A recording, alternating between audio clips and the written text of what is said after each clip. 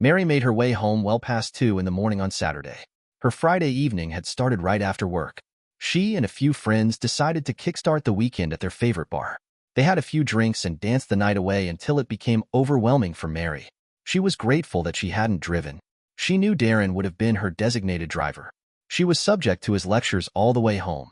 Being out late had become a common occurrence for her over the past year or so. Mary made her way down the dark hallway, barely able to put one foot in front of the other. She thought about her husband's probable sleeping state and decided that it wouldn't be beneath her to make enough noise to rouse him from his slumber. In fact, she relished the idea with a drunken smirk still adorning her face. She acknowledged her growing bitterness as she ascended the stairs and bypassed the guest room without a glance. She continued her unsteady journey, pushing the door open with her. She was surprised to find the bedside lamp on and even more surprised to discover the bed empty. Where the hell is he? She thought, prompting her legs to move towards the bathroom. After a thorough search of the upstairs, she found no sign of him. She descended the stairs, her heart pounding. A faint glow emanated from the kitchen, leading her to believe he might have drifted off at the table while waiting for her. No such luck awaited her. Instead, she found the hood light above the stove left on, further fueling her. He's going to get an earful when he finally shows up, she thought angrily as she scanned the clutter on the counter. She debated leaving it for the morning, but a glint of something shiny caught her eye. Driving a high-top chair closer, she slumped into it and examined the object she had picked up, Darren's wedding ring. The weight of it in her hand only intensified her growing unease. Beneath it lay a jumble of documents, her passport, what appeared to be a ticket of some sort, and a sealed envelope. Glancing at the time on her watch, she saw it was 2:30. She thought about waiting for Darren to come back and explain. Then she gave in and went asleep. She was still wondering why Darren was away when she woke up. Mary didn't remember how she'd ended up on the floor, but the impact made her wake up, even though she was drunk. She looked at her watch and saw it was 5:45. Anger surged within her as she realized Darren had returned home and left her slumbering on the counter. She was determined to confront him. She stormed up the stairs but once again found the bedroom empty upon her arrival. This time she moved with purpose, swiftly descending the stairs and flipping on the overhead light in the kitchen, flooding the room. With the light on, she was confused and frustrated. She opened the garage door and saw that Darren's car was still there. She looked back at the counter, where the pile of items was still untouched. She looked at her passport and saw the old photo. She realized she hadn't used it in years. The airline ticket to Florida confused her even more. Her curiosity got the better of her as she tore open the envelope bearing her name. She raced to retrieve her reading glasses from the night table and returned to the kitchen clutching the letter in hand. She settled onto a stool at the counter to unravel the mystery before her. Dear Mary, if you're reading this, you've undoubtedly discovered that I'm not at home. You've probably seen everything I've left behind for you. Especially over the past couple of years, you've probably heard it in bars, especially over the past couple of years, about 30 minutes before closing time. They'll announce last call. Well, my dear wife, consider this your last call. I'm sure you won't be shocked to hear me say that our marriage hasn't been working for quite some time. I wish I could say I'm willing to let it limp along as it has been for the past few years, but that's not an option. We have two choices. You arrive, and we can take it from there. Option 2 isn't as pleasant. We can part ways, divide everything equally, and put an end to what has sadly become a charade of a marriage. I can't say I wouldn't prefer option 2, but because there's still some semblance of feeling left, even if it's not much, I'm unwilling to give it one last shot. I won't go into it. I'm not going to go into a long analysis of how we got to this point, or who's to blame. I'll just say that I can't continue down the path you've chosen for us. Mary paused in her reading, glancing around the room with disbelief. Surely this had to be some sort of joke. Darren wouldn't have the nerve to follow through with what he had written any moment now. She expected him to walk through the door, sheepishly seeking forgiveness as he always did. He'd walk through the door sheepishly, seeking forgiveness as he always did. This was the gratitude I received for being lenient with him. Mary mused bitterly. If he believed he could intimidate me with the threat of divorce, he was sorely mistaken. Despite her irritation, she resolved to continue reading his foolish letter. She reasoned that she had already married. We've shared some great times in the past and have raised 2 fantastic kids together. But as they say, staying in a troubled marriage just for the kids isn't sustainable. Our kids are all grown up now, forging their own paths with the people they've chosen. I believe that if we're both willing to make some compromises, we can rediscover the love and connection we had when we first met. It won't be easy, but it's essential if we want our marriage to endure. If we're both willing to make some compromises, we can rekindle the love and connection we had when we first met. It won't be easy, but it's essential if we want our marriage to endure. Dan, she muttered, flinging the letter onto the counter. I gave that man everything I had, and now he has the audacity to say it's not enough. I swear on my life. He'll pay for this when he walks through that door, Mary told the empty room. If he had even an ounce of backbone instead of being a spineless coward, maybe I wouldn't have to constantly push him. If it weren't for me, he'd still be stuck as a lowly rubber salesman instead of climbing the corporate ladder like he has. He should be grateful to me. Instead of issuing ultimatums, he should be grateful for the help he's received. Mary's agitation grew, as it often did when Darren failed to meet her expectations. She returned to reading the letter, as mentioned. Mary, I'll be there to meet you at the plane. I'm ready to embark on the journey of rebuilding our lives together. They live together, but it's important to make sure you're on that plane. Mary looked at the ticket in disbelief. There's no way I can catch that flight. It leaves in just 3 hours. She checked her watch. Mr. High and Mighty will be in for a surprise when I'm not on that plane, she muttered, twirling his wedding ring on the counter. This ring, he won't get it back easily. He'll have to earn it. She smiled, thinking of the tasks she'd make him do when the ring slipped from her fingers and clattered to the floor. She left it there, feeling drained after a night of drinking with her friends. All she wanted was sleep.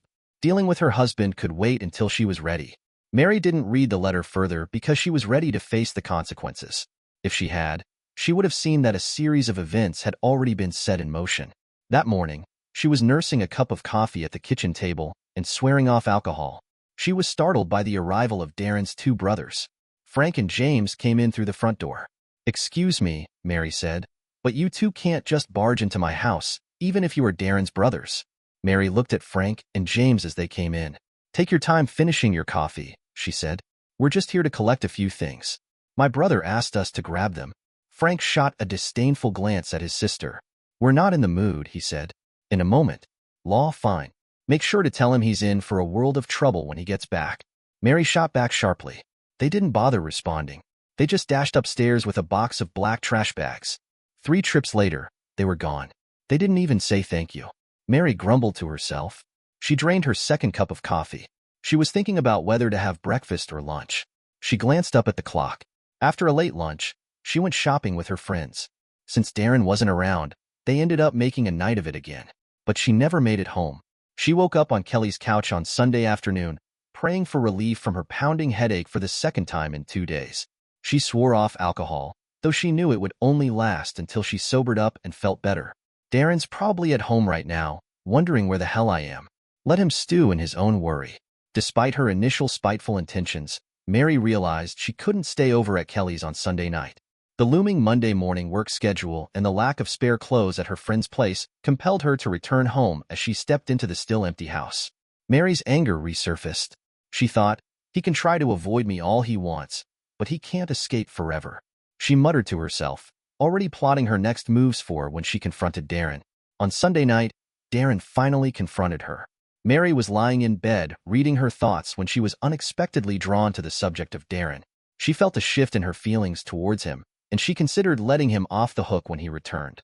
It had been a while, and she knew how much he enjoyed pleasuring her. She felt a stirring deep within her, not love, but a sensation akin to satisfaction. When she woke up late on Monday morning, she realized that Darren hadn't brought her to climax. Her book was still on her lap. Monday morning was chaotic, without Darren's usual prodding. Mary found herself running late for work, arriving half an hour behind schedule. The day passed in its usual flurry of activity. It wasn't until Kelly asked about Darren's tardiness that Mary realized he was absent at 10:54. Mary was approached by a man in a suit who handed her an envelope without saying a word. Mrs. Mary Gray, you've been served, he stated simply before turning on his heel and exiting the premises. He's crossed a line, Mary thought angrily, glancing around to see if anyone had witnessed the encounter during lunch. Kelly and Mary read the contents of the envelope. He's not asking for much, Kelly remarked, flipping through the 5-page 50% of the savings from his 400, and one, and you get to keep the house. It seems like he just wants out. He's not getting a thing from me, Mary declared, unleashing the bitterness usually reserved for Darren. By the time I finished with him, he'll regret ever crossing me. During lunch, Mary logged into their online bank accounts and was shocked to discover that when she contacted the bank, She was told that Darren had made the withdrawal and that there was no record of any additional accounts in his name. It was clear to Mary that he had taken the money and opened a new account elsewhere. On her way home from work, Mary stopped by another bank and opened a new account in her name. She thought she could play this game. Arriving at her empty house, Mary poured herself a glass of wine and made her way to the kitchen. There, she retrieved Darren's letter and the other items left on the counter 2 days prior. She reread the letter from where she had left off. Mary, if you choose not to board that flight, if you don't take the flight, I'll take it as my answer and I'll start the next steps. I've already taken what I wanted from the house, leaving aside only the rest of my clothes. My brothers will arrive on Saturday to get whatever else is left on Monday. You'll be served the divorce papers I had prepared months ago. As I mentioned, this is your last chance. If you're not with me by Saturday, then it's over. I'll do my best to be fair, but if you decide to contest it, things could get ugly. Neither of us wants that. Our kids have known for a while that our marriage has been on the rocks, so they'll be as shocked as anyone. Our families will be too. I think we've all been surprised that we've lasted this long. That's all I have to say until we meet face to face or not. If not, I genuinely wish you a good life. Despite everything, I harbor no ill will towards you, your husband Darren, or Mary. On Sunday morning, thousands of miles away, Darren Ed was in a chair. Peggy was engrossed in the new gadget she had purchased the previous week. Don't be sorry, she said, glancing at Darren.